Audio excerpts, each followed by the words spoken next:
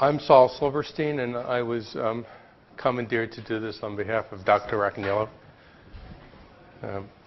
We occupy adjacent offices in the Hammer building if you need to see either of us, or me in particular. But the topic of today's lecture is replication of DNA virus genomes.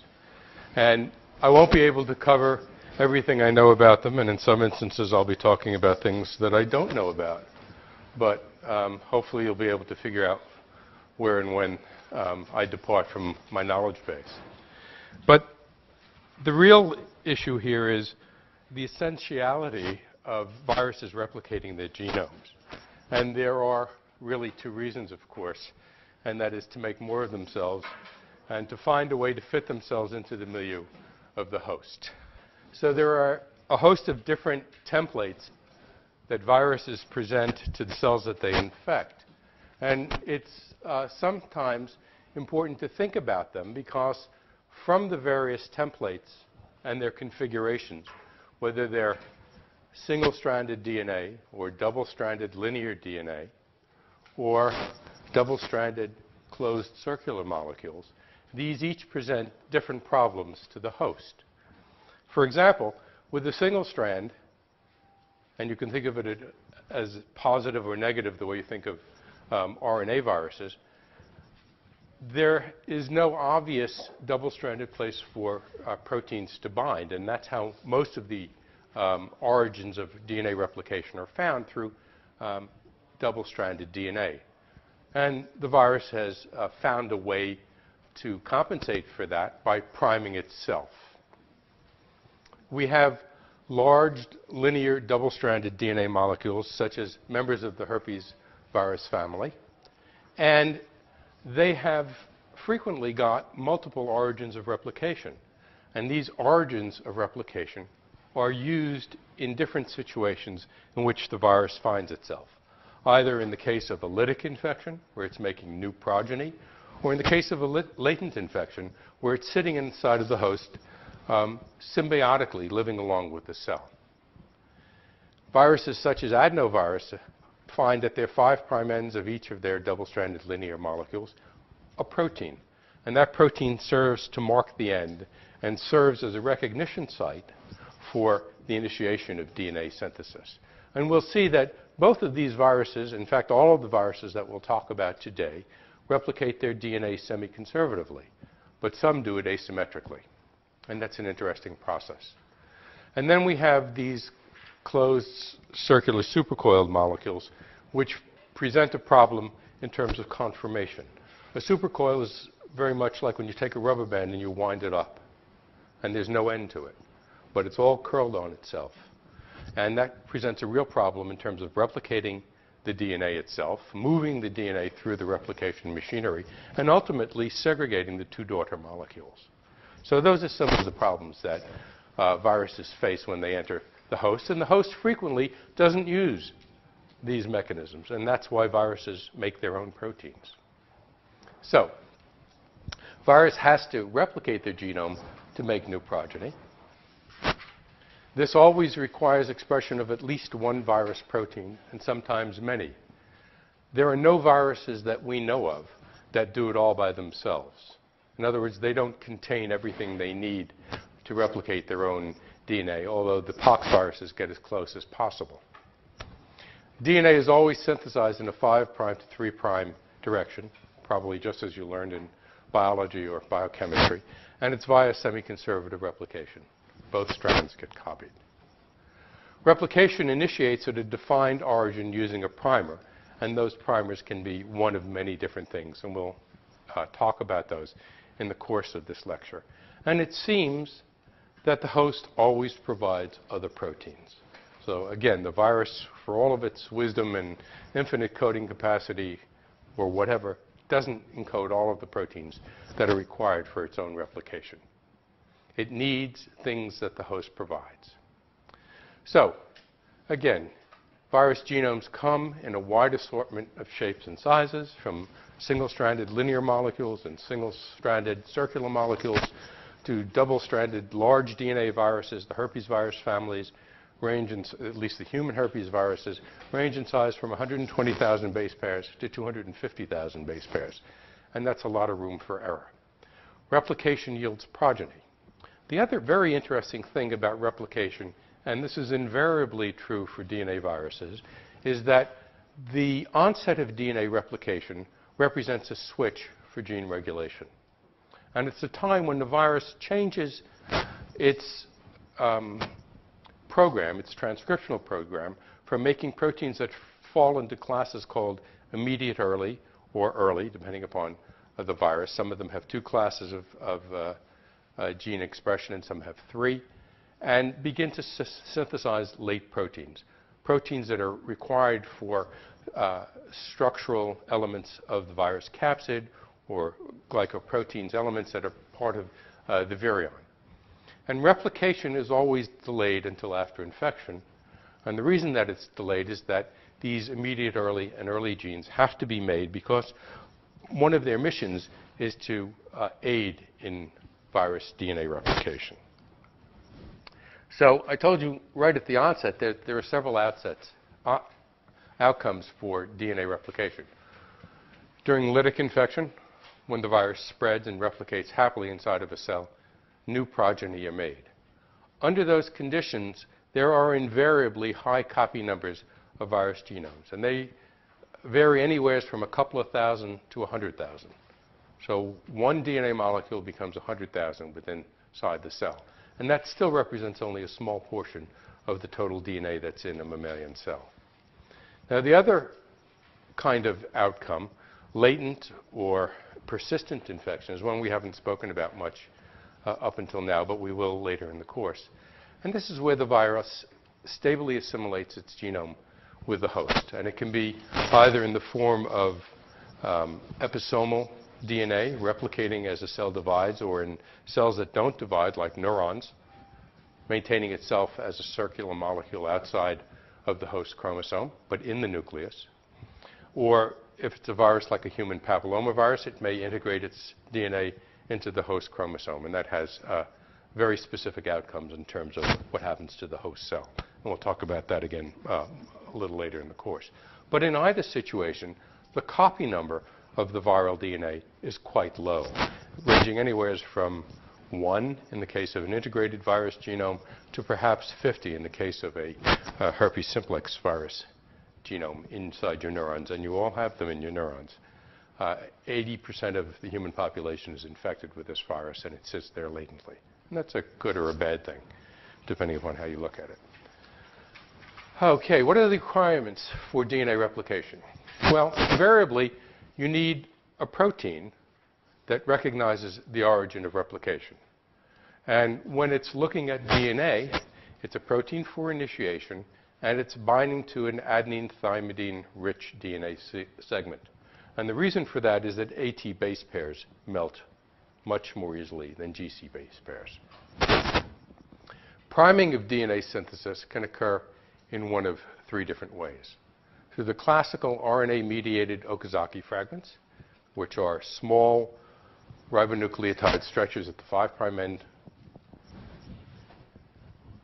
of the advancing DNA, and those are found in both the leading and lagging strands of DNA. DNA hairpin structures, such as those found in the adeno-associated viruses, sometimes called dependoviruses because they depend on the host for much of their replication machinery, and also in the pox viruses, which are nothing but a giant covalently closed circle. And in the case of adenoviruses and hepatitis B virus, there's protein that's involved in priming of DNA synthesis. And these proteins are invariably covalently attached to the 5' end of one of the 2 strands of virus DNA. We have the process of elongation, making the polymerase move the DNA through it. And finally, termination or resolution of the newly synthesized daughter strands from the parental DNA. And termination can be quite easy. If you're in a linear molecule, you just run off the end. So Columbus was halfway there. But for more complicated molecules, the molecules that replicate like a rolling circle or as circular molecules, this is a real problem. And it's a problem that results in separating catenated molecules, that is, molecules that are tied together, and we'll see what those look like in a bit, from each other, and allowing each of them to rejoin and serve as parental molecules for new daughter DNA synthesis. Viruses don't replicate well in quiescent cells. And that's an important point. So cells like neurons are not great hosts for many DNA viruses because the viruses need to get replication machinery up and to sequester the host's DNA replication machinery for their own purpose. They're parasites, right? They're going to do what they can do to get the host to cooperate with them.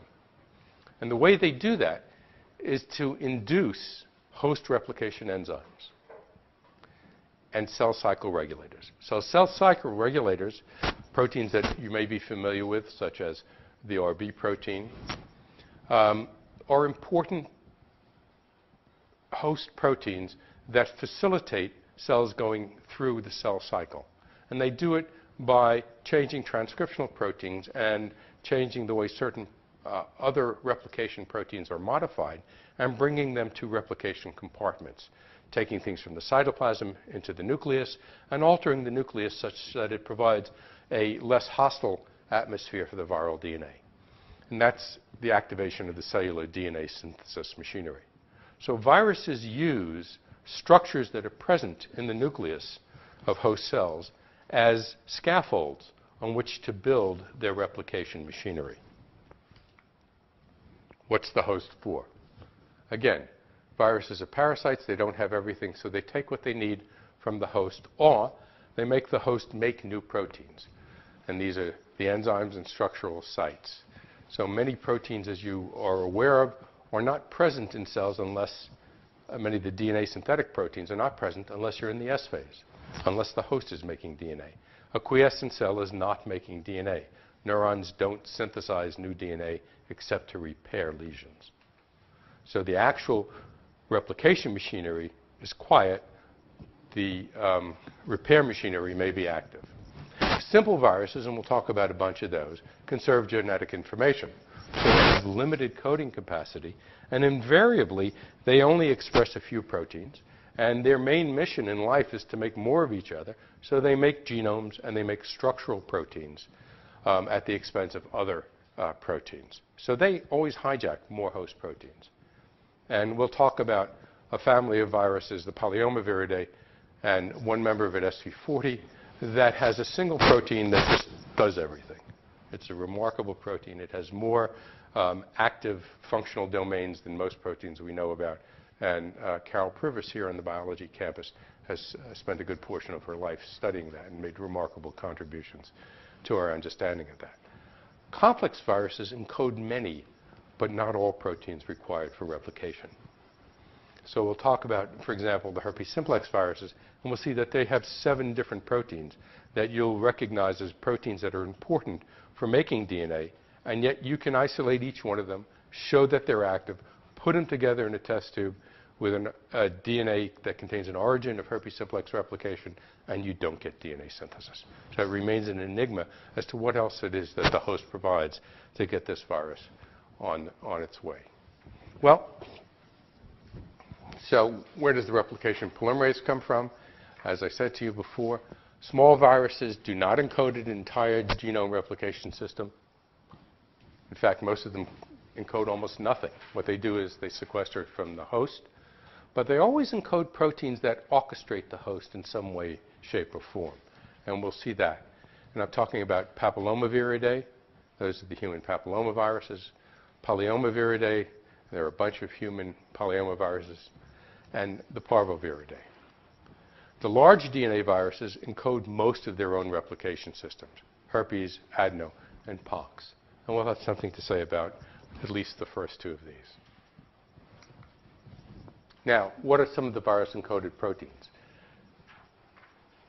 Many of the viruses that we'll talk about today are lucky enough to encode their own DNA polymerase.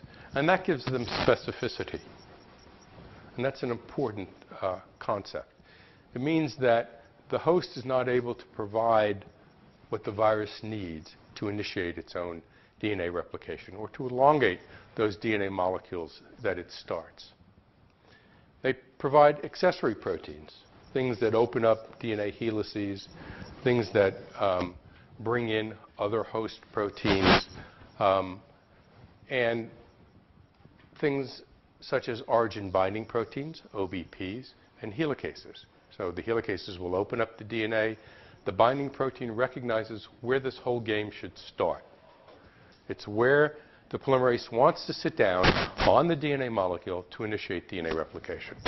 They also frequently provide their own exo and endonucleases because there are unique recognition sites within the genomes of these virus DNA molecules that say, cleave me, or cut me back so that I can do something else.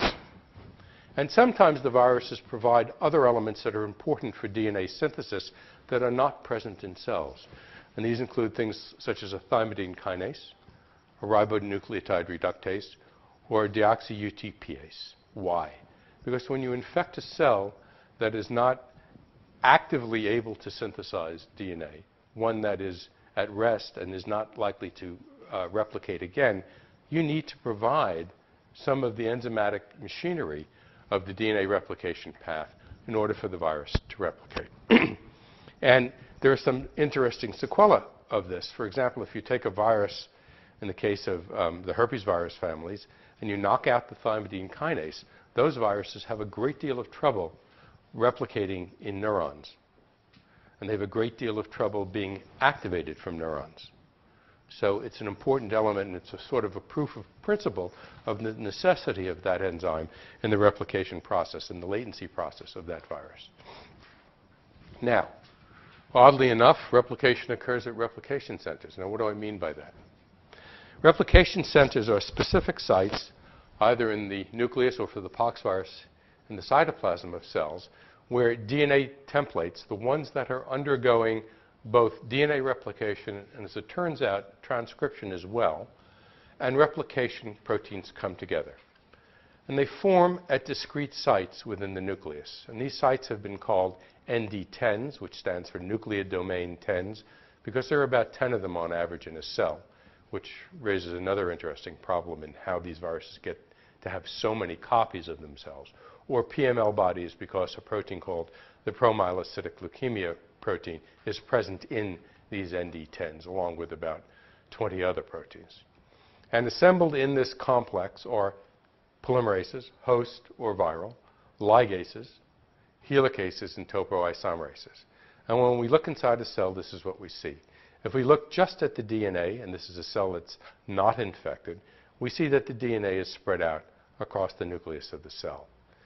And ICP8 happens to be a single-stranded DNA binding protein, and it's not present in that cell because it's not infected. We see, in contrast, in the cell in which the virus has entered and has begun to replicate, DNA gets changed in terms of its distribution. In fact, it gets marginated to the edges of the nuclear membrane. And in those areas where DNA is, we also see the presence of this single-stranded binding protein. And if we overlap the images by merging them, we see that they co-localize. So you go green, red, and yellow. And so these sites are sites of active replication where the virus DNA has lodged itself and it's brought its replication machinery there. Yes? The top images are immediately post-infection? These are actually uninfected cells, but they could just as easily be immediately post-infection because these kinds of proteins, the helicases, are called early proteins, and they require something of a cascade of replication before they're expressed. And we'll talk about that on Wednesday. But you won't see these at immediate early times infection. The only viral proteins that you'll see are proteins that are brought in the capsid.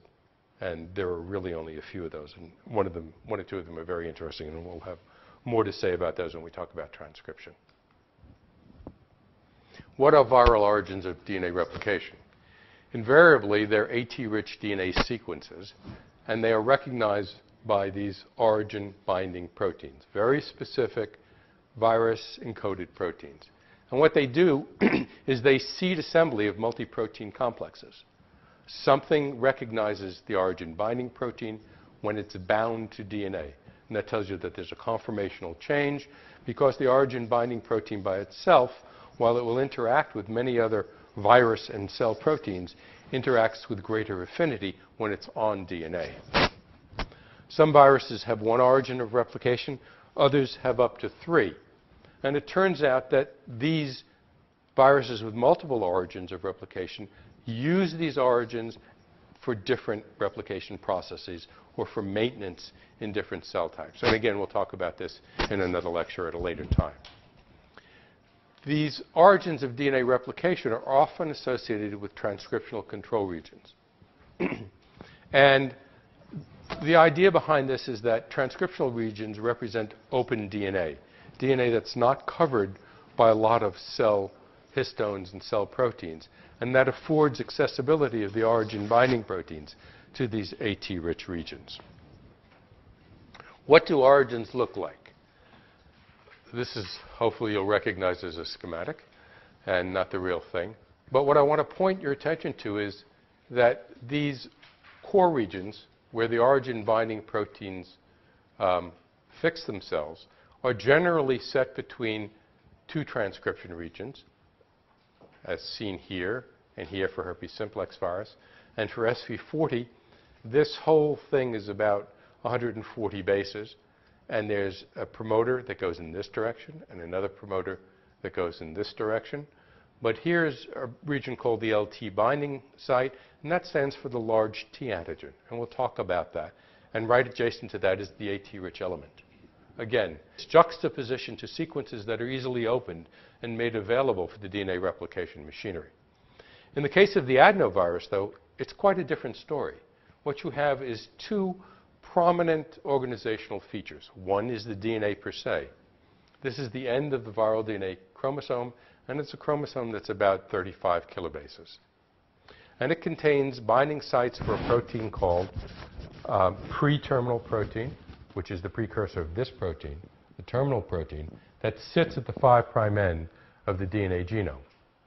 It's also the site where the DNA polymerase enters. And the DNA polymerase enters and sees a complex with PTP, and we'll discuss that in a little while. It's also a place where various upstream regulatory regions for transcription of a gene called E1A are found. And that's an important regulatory gene in the adenovirus life cycle. It's required to initiate virus infection in terms of the transcriptional program. So things come in various flavors, but each of them has this AT-rich region, and they're used in different ways. How so? For example, the polyoma virus, which is a member of the papovavirus family, or polyoma viridae, elicits a protein called T antigen. And this binds very specifically to certain DNA sites. And it binds in such a way that it forms a hexameric complex. So 6 units of this T antigen form a single donut around the virus DNA. The human papillomaviruses have a protein called E1, which in and of itself binds extremely poorly to the papillomavirus origin of replication. But in the presence of another papillomavirus protein that has a very strong affinity for virus DNA and that is predominantly used in transcriptional control, E1 binds efficiently. So E2 brings E1 to the origin of replication, a facilitator then, if you will. The adeno-associated virus, a member of the parvovirus family, has a protein called Rep6878. And that protein binds at the ends of this single-stranded DNA molecule and unwinds DNA. Now, what is it unwinding? We'll talk about that in a bit. The protein is also involved in terminal resolution, or how you end the DNA synthesis process. Herpes viruses have a protein called UL9, or some homologue of this protein, and its purpose as an origin-binding protein is to recruit viral proteins to AT-rich origins, and then it, in concert with other viral proteins, unwinds DNA to begin the replication process. So let's just take a quick look and refresh ourselves about the kinds of genomes that we're going to talk about. We're going to talk a little bit about the circular guys and how they replicate. We're going to look at leading and lagging strand synthesis, which we'll go into in a little more detail. We'll talk about the adenovirus genome and what it does with these proteins at the 5' end and how it replicates its DNA.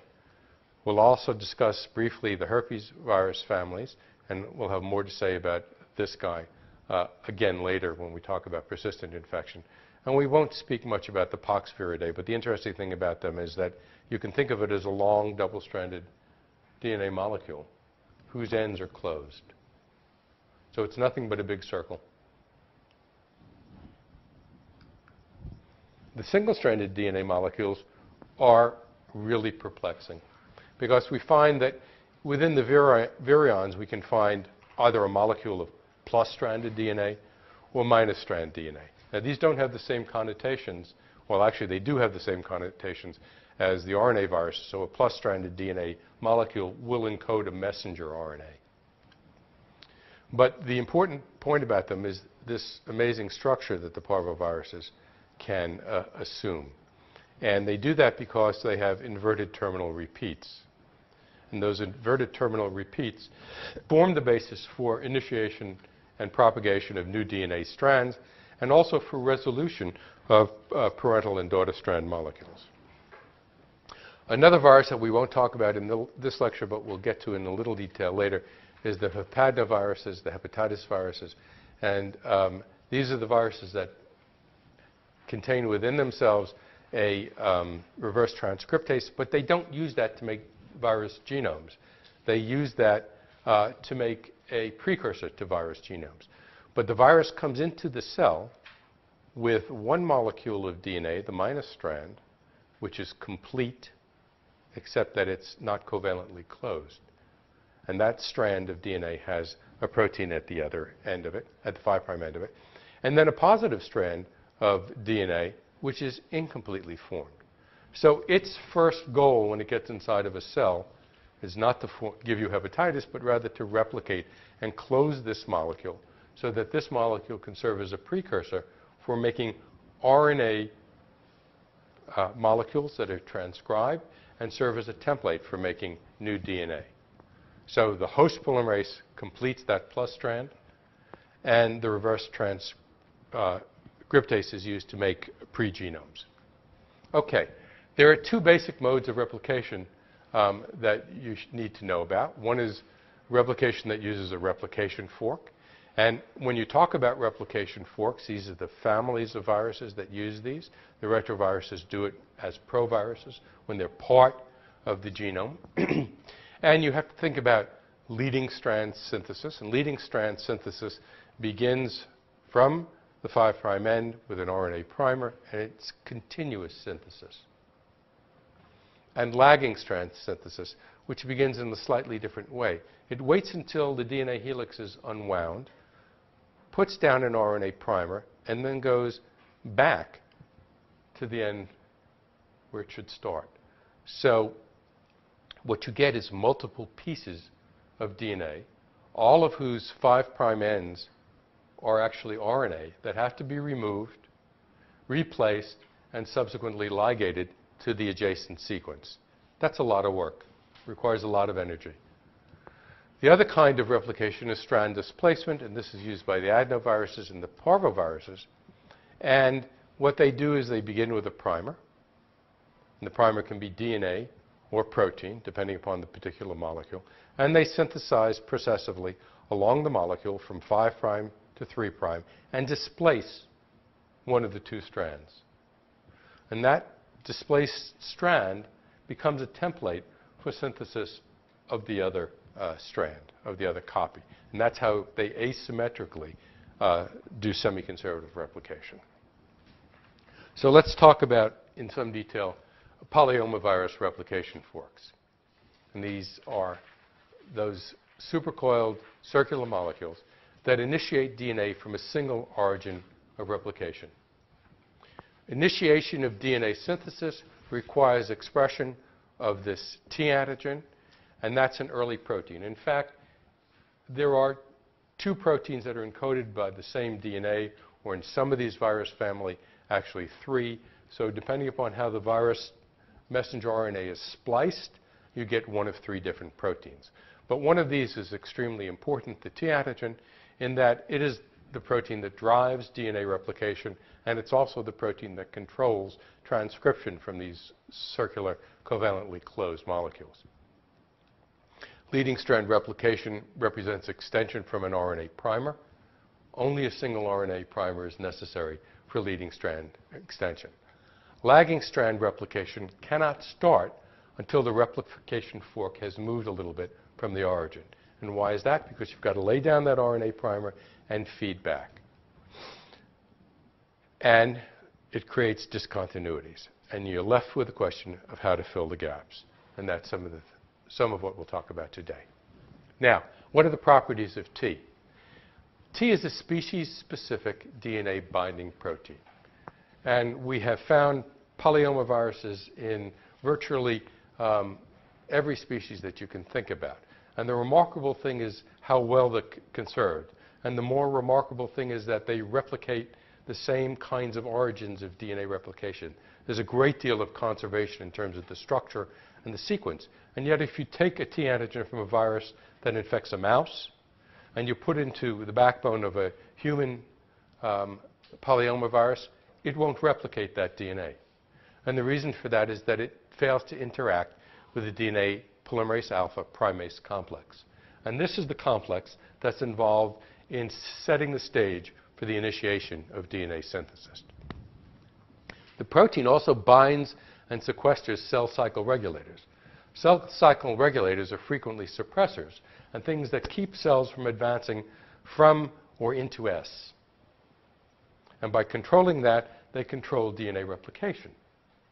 So if you sequester these molecules, you now recruit the DNA replication machinery for the purpose of the virus, and that's the Y. And this causes cells to enter S phase frequently, at least in the case of the polyomaviruses. And these viruses replicate their DNA while the host cell is also replicating its DNA. And in fact, what they do is they trigger anomalous DNA replication by the host. Now, this protein is autoregulated. That means it controls its own synthesis. Once it's made, it feeds back onto this origin of replication. And one of the outcomes of that is suppression of its own transcription. It's heavily modified. And by that, I mean that the protein is decorated with phosphate groups, with acetyl groups, and with methyl groups. And these decorations control what it interacts with in the host. They also control DNA binding, and they promote cooperativity of the protein, that ability to form that hexameric structure around the origin, and they affect the unwinding of DNA. So how the protein is modified changes what the protein does. Here's a schematic drawing of this 708 amino acid protein. And you'll note that there are two sites where modification predominates in terms of phosphorylation. There are places where it interacts with pol alpha, the protein that's involved in priming DNA synthesis. There is a specific nuclear localization signal to bring the protein into the nucleus, where it must be active. It interacts with proteins that are called heat shock factors. And heat shock factors are manipulators of the host cell synthetic apparatus for both transcription and replication. And they control how DNA replication sites are formed. And in addition to that, it has its own discrete region for recognizing an origin of DNA synthesis and ATPase activity, which is involved with the DNA helicase to open DNA for replication. Now, we talked about the origin course sequence a little bit before, but in greater detail, and I don't want you to know any of this except the fact that it exists, is that the core is located between two promoters, an early promoter and a late promoter. And again, this is something we see over and over again for viruses with internal initiation sites. And within that core are two sites for the binding of this T antigen. There are also sites for a host protein called SP1, which is a powerful transcriptional activating protein. And these sites are important for directing the synthesis of either early transcription or late transcription. And you'll note that within this core sequence is a very AT-rich area. The other thing that's important is that this is nucleosome-free. So this is open DNA. Again, enhancing the accessibility of virus and host proteins to this particular site. Okay, what are we doing here? Well, the polyomavirus DNA is covalently closed, it's circular, and it's double-stranded. It has a single origin of replication, but replication is bidirectional. That means that replication initiates here, and there's a replication fork that goes in this direction, and a replication fork that goes in that direction. And that's facilitated by opening of the DNA helix at the origin. And again, what you have to, a very important point that I want you to take home is that when you have both leading and lagging strand replication on the same strand, okay, so this strand, it's always going in the same direction. The leading strand synthesis initiates here with an RNA primer and goes continuously in this direction.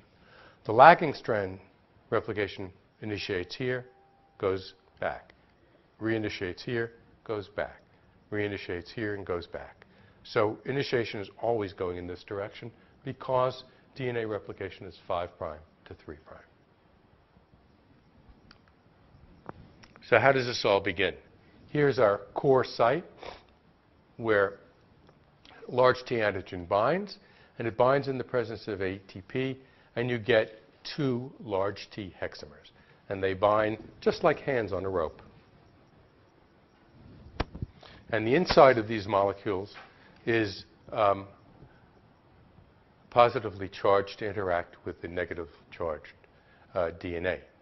When they bind, there's a conformational change. And that conformational change occurs in the DNA. And it occurs at what's called the EP, or early promoter sequence. And this is a palindrome. So it's a sequence that reads the same way left to right as it does right to left. And T, in the presence of ATP, and a protein called replication protein A, or RPA, unwinds the DNA. And it uses the helicase activity of T and a topoisomerase activity from the host.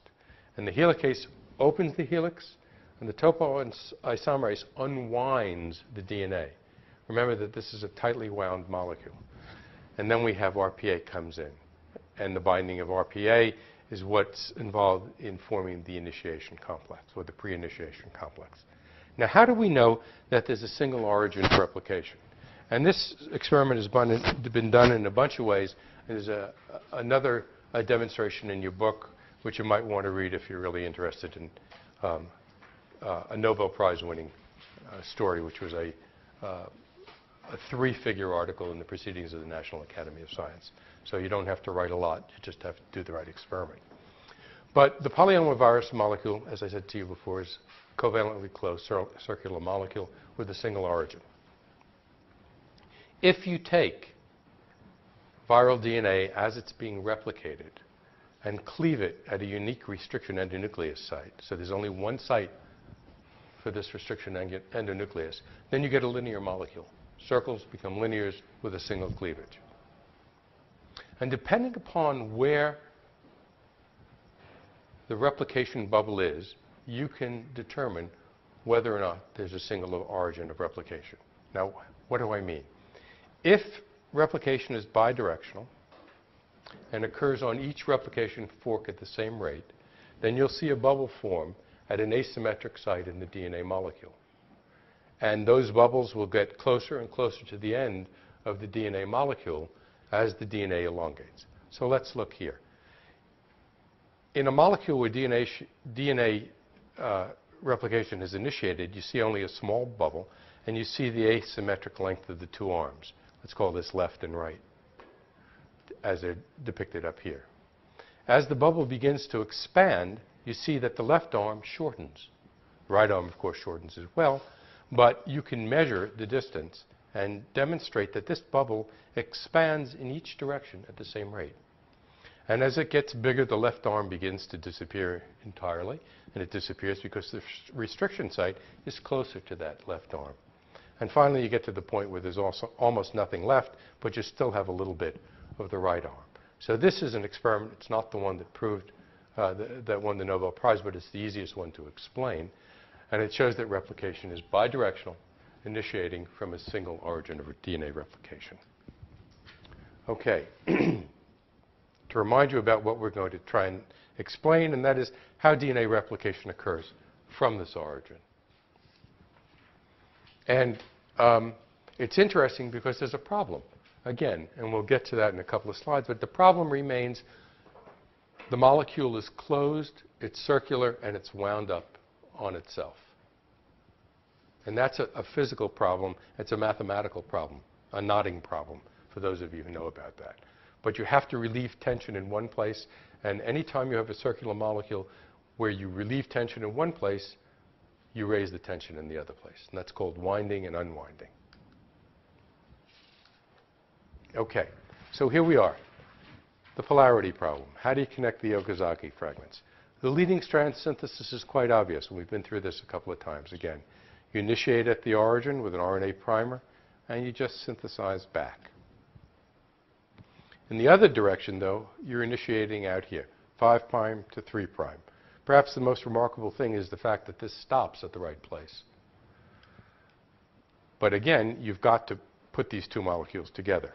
So you have all of these little bits of DNA, Okazaki fragments, RNA primed, that have to be joined together on the lagging strand. But remember, this is the 3' end of the parental strand. This is the 5' end of the parental strand. DNA synthesis goes 5' to 3'. So replication is in the same direction on one strand. And on the other strand, of course, it goes back in the other direction. Here's the problem. RNA doesn't belong in DNA. It's only good for starting. So you have to remove these molecules, and then you have to ligate the ends together. And you have to connect this 3' end to that 5' end, etc. And all the way through on the lagging strand in order to get a complete molecule of DNA. So the leading strand is easy. Pre-synthesis complex is formed. T antigen opens up the DNA, and polymerase alpha and a primase come in, and they bring in RPA. And that sets the stage for DNA synthesis. Polymerase alpha makes the RNA initiating region, the Okazaki fragment. Then this protein replication factor C binds the 3' end of the DNA along with proliferating cell nuclear antigen, which is only able to reach DNA when RFC binds, and polymerase delta. And polymerase delta is the host polymerase that extends the growing DNA chain. RFC is a clamp-loading protein, which means that what it does is it brings everything there, puts them in place, and allows them to do what they need to do. It allows entry of pCNA, which is a processivity protein. Processivity proteins are important in the elongation mechanism. How do you get from something that's just started to the long chain of DNA? And these are the kinds of proteins that do it. And when they're present, they cause the release of pol alpha and allow pol delta to move in. This also allows for continuous copying of the parental strand of DNA. So leading is easy. Lagging is not so easy. We'll just go through it again, and that is, first you have to develop the primer, and that's that RNA segment and the Okazaki fragment that's made by polymerase alpha primase complex. DNA is copied from the replication fork toward the origin. So it's counterintuitive. It's going backwards, but in the right direction. Multiple initiations are required to replicate the template strand because you have all of these initiators with RNA. Again, both leading and lagging strands move in the same direction on the same template. So now the question is, which moves, the DNA or the complex? Well, if you have bidirectional replication, it can't be the enzymes that are moving because the DNA will get confused within that thing. You've got to have a way of moving the DNA through so you can get both the leading and lagging strand through it. And so the answer is that the template has to move, and it moves through those T antigen replication complexes that are formed. And what it creates is a bubble that comes out. And this is a picture of what happens when T antigen binds to DNA. So this is, in the absence of DNA replication, just the protein binding. And what you can see is that single-stranded DNA molecules, which are enhanced by a protein that binds only single-stranded DNA, get looped out at these origins of replication. And they get looped out because of the presence of the two hexameric tDNA molecule, complexes. Okay, so let's look at it again. Here's your leading strand. It's initiated with pol alpha primase, deoxynucleotide triphosphates, and NTPs to provide energy. And that occurs on the leading strand. Replication factor C binds the 3' to the RNA-DNA hybrid and brings in pCNA. And when that occurs, you now facilitate the binding of Pol delta into this complex and the synthesis of the leading strand. The lagging strand, this guy down here, okay, is now, excuse me, this guy up here, has yet to begin replication. It needs some clearance from the origin of replication in order to put down those RNA molecules. And it does that with the same cast of characters. It just does it over and over again. And it does it because it's going in this direction towards the origin in small pieces. And in the end, what you have is many DNA-RNA hybrid molecules that have to be resolved. And you remove the RNA with a protein called RNase H and FEN1, which is an exonuclease. And then you use DNA ligase and polymerase to fill the gaps and seal to make two continuous DNA molecules. And this is a blow-up of what's going on in the lagging strand. And just, again, you've got to realize that this is pushing it out while the leading strand is happily moving in one direction because it's able to synthesize a continuous molecule. So you've got to constantly make these small pieces of double-stranded DNA and get them going in the right direction. What about termination of these molecules? This is a circular molecule. And it turns out while there's a specific site for initiation, there is no specific site for termination. So it ends when the two replication forks meet. You then have to separate the daughter molecules from the replication complex. And this is done using host topoisomerases. And topoisomerases are molecules that bind to DNA, recognize supercoils and catenates, that is, molecules that are joined together and intercoiled, clips them, allows all the torsional stress to be released, and then joins them back together with ligase activity. So they can decatenate and separate the daughter molecules by cleaving and resealing, and that requires energy, hydrolysis of ATP. And this is what the problem is. When you begin replication of a covalently closed circle, you unwind some of the DNA to replicate. When you unwind that, you introduce positive turns through the rest of the molecule. So it's taking that rubber band that you use to propel a plane, and you take the propeller and you wind it up, and the rubber band goes from being a smooth, two-sided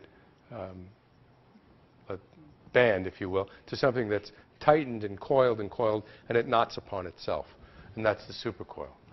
Topoisomerases relieve that stress by cleaving one of the strands. So the overwound part gets relaxed and becomes unwound. And that's necessary for replication to occur. At the end of the replication process, however, you have this mess. These two molecules that are intertwined because one parental strand goes with one double-stranded copy and the other with the other. And here again, the topoisomerase 2, encoded by the host, cleaves both strands, allows the separation of the daughter molecules, and then reseals them as covalently closed supercoils. And that's how the progeny molecules are separated. Now, not every virus does it like that. And the adeno-associated viruses and members of that family of parvovirus self-prime. They form, using their own DNA, a template primer. The genomic DNAs are single-stranded. They're found in the virions as both positive and negative polarity, and they contain inverted terminal repeats. And the inverted terminal repeats allow the formation of this panhandle structure. And the panhandle structure has a free 3' hydroxyl, which allows extension of DNA. They don't use polymerase alpha because they don't use RNA as a primer. So they use this this inverted terminal repeat to self-prime, and that requires polymerase delta, replication factor C, and pCNA, just like the polyomavirus family. The signal difference here is that there are early virus proteins, and they're made from the same transcript called Rep78 and Rep68, and they're required both for initiation and resolution of DNA. They also require endonucleases, helicases, they have endonuclease helicase activity, and they bind the 5' terminus of the single-stranded DNA molecule. There is no replication fork here. And there's no replication fork because you're copying a single-stranded molecule. So you're just moving down that single strand. And look what happens during the course of replication. This is a rather bizarre phenomena, but it's something that required a lot of work to figure out. The virus has these signal sequences, A, B, C, A prime, where A prime is the inverted copy of A. And on the other end of the molecule, it has the same sequence in the other direction. Now, two structures can form, one such as this, sort of a club, and the other, which is this elaborate panhandle, where both ends of the molecule form this flat panhandle. But there's only, of course, a single 3' end. That single 3' end is elongated via DNA polymerase delta and extended to form this molecule. Now, the parental molecule is in blue, and you can see that the parental molecule is longer than the extended progeny molecule. That creates a dilemma. How does the virus make full-length parental strands? And it does it in a very clever way.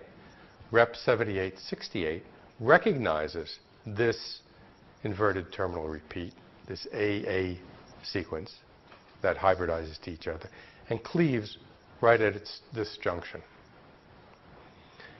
What you do then is get a hybrid molecule that's part parental and part progeny, and part progeny and part parental, where this strand is now extended in this direction to give you two full-length DNA molecules.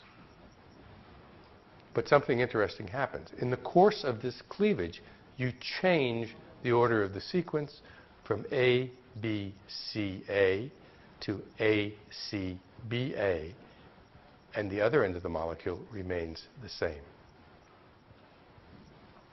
Now, you have this double-stranded molecule, and it has the ability to once again form this panhandle because the rep protein remains bound to the 5' end here.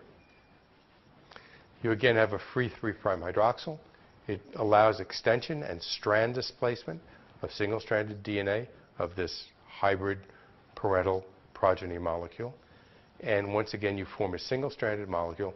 And this guy is, again, I'm sorry, this is the displaced strand, and you go back and you form this original molecule. So what you have is a heterogeneous family of molecules with different 5' ends, and the different 5' ends arise only because of the recognition of the inverted terminal repeat and its cleavage by this Rep7868 protein. Another way of making DNA is to use a protein to prime DNA synthesis. And the adenoviruses and hepatitis viruses use that. And adeno does it using a precursor to terminal protein called PTP. Adeno encodes its own DNA polymerase.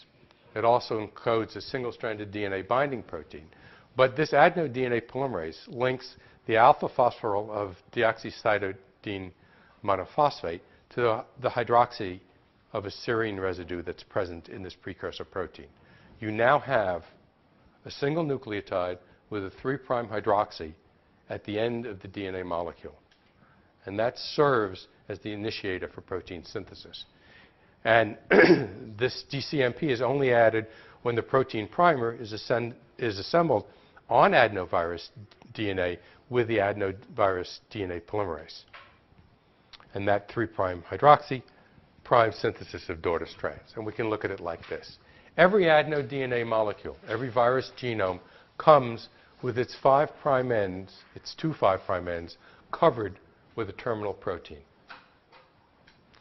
And it turns out that you can initiate DNA synthesis from either end of this molecule. What happens is pre-terminal protein will recognize a DNA sequence and bind. And in the presence of DNA polymerase, you add this deoxycytidine moiety to the free serine.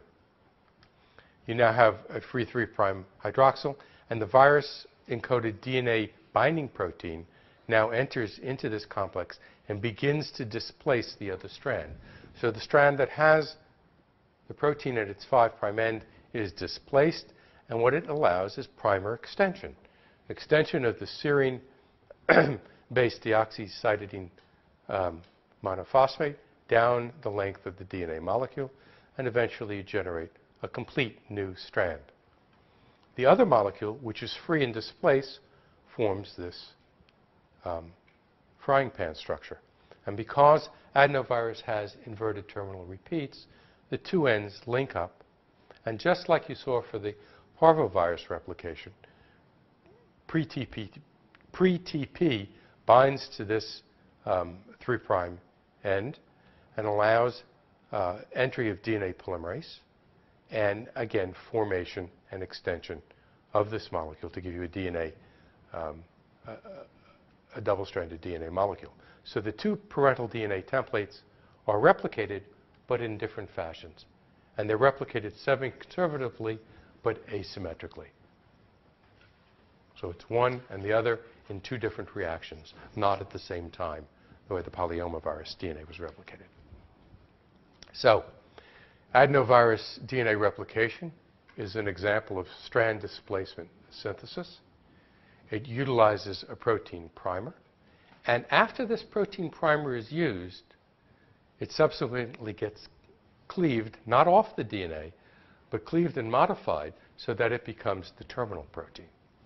There is an origin at each end of the DNA molecule, and it's the assembly of the pre-terminal protein into a pre-initiation complex that activates the covalent linkage of this deoxycytidine to a serine residue by viral DNA polymerase. So this is a unique way of making viral DNA. A molecule that's far more complicated than adeno is the herpes simplex virus genome, a large double-stranded DNA molecule. It has two identical origins that are captured in a unique region of the region of the viral chromosome that's termed the short region. Now, the nomenclature here is important. TRL stands for terminal repeat of long, and there is, of course, the inverted repeat of the long. So this guy is just this guy backwards, and they flank unique long or unique sequence DNA. There is a single origin of DNA replication in the unique long sequence. In the short sequence, there's an internal repeat of S and a terminal repeat of S. Again, each of these is the inverted copy of the other, and each of them contains an origin for DNA replication. Any protein that would be encoded by the sequences in IRS is encoded by the sequences in TRS. Similarly, any protein encoded by IRL would be encoded by TRL. So it's possible for some proteins or some genes in this virus chromosome to be diploid because the DNA sequences are iterated. Now, this unusual structure gets far more unusual when you look inside virus DNA and you find that there are 4 different possible configurations that are present in equal molar amounts in virus DNA. There's something called the parental genome, or the prototype. And then there's something called IS, where the sequence for S is flipped. So instead of reading HL, it reads LH. Think about the consequences of that on whatever genes are present in that sequence. It's an interesting problem. Another equimolar partner is IL, where the long region is flipped relative to the short. So instead of having F juxtaposed to H, we have J juxtaposed to H. The ends remain the same again because they have TRL, IRL, IRS, TRS. And finally, you get something where both segments are inverted relative to the prototype. So H is at this end as opposed to being at the internal joint or the meeting of the S and L region, and F is at this end. So that's a complex structure. We still don't know how they form. There are lots of guesses on it. The remarkable thing is that they're equimolar. In any population of virus DNA, they're all present as 25%, 25%, 25%. And they're all infectious. And that's been done by molecular manipulation, where virus genomes can be frozen. Herpes seemed like a great molecule to try and study DNA replication. And the reason for that was extensive biochemical analysis and genetic analysis identified 7 different genes that were required for DNA synthesis. So everybody thought, well, this should be easy. We should be able to get these gene products out and make DNA. And the assay that was done to recognize this was to isolate a virus origin of DNA synthesis, clone it into a bacterial plasmid, and then make lots of it in bacteria. So make this DNA molecule in prokaryotes, and then introduce this DNA molecule into cells by transformation. Now, DNA molecules that are made in prokaryotes are methylated on adenines. DNA that's made in eukaryotes is not methylated at adenines, only on cytidines. So that you have a molecule that is uniquely marked. That is, the parental template has methyladenines. And when DNA has methyladenines on it, it can be cleaved with a restriction endonuclease called DPN1. So going from a single band of DNA by gel electrophoresis, you can now introduce these molecules into a cell, and what you see is that they get cut up into various fragments. And they get cut up into various fragments because they're not replicated. They need the proteins that are elaborated by herpes simplex virus after infection in order to recognize that origin of DNA replication and make new progeny. Once you synthesize new DNA in the eukaryotic cell, you lose the 6-methyladenine residue. You lose that modification. And you now have DNA that can no longer be cleaved by DPN.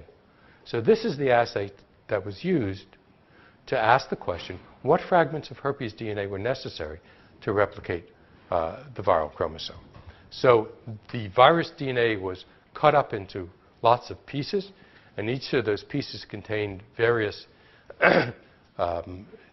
virus genes, and using an orthogonal array, they were able to identify 6 pieces of DNA that, when put into a cell, when co-transformed with this origin plasmid, would allow for replication.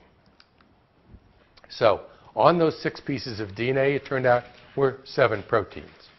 Proteins called UL for the unique long region, that long piece of DNA, 5, 8, and 52. And those 3 proteins together form a primase, just like the primases that are used to replicate the polyomavirus DNA. A protein from the UL42 gene, which is a processivity factor, like pCNA. UL9, an origin binding protein, something that recognizes where everything begins. UL29, the single-stranded binding protein, which is something like a helicase. Single-stranded binding proteins get into the mix with this double-stranded DNA, and they allow the DNA molecules to separate. And finally, UL30, which is the viral DNA polymerase. And these various gene products, when put into a cell along with an origin-containing plasmid, can result in elaboration of new DNA. And they're necessary, but they're not sufficient. So you cannot reconstruct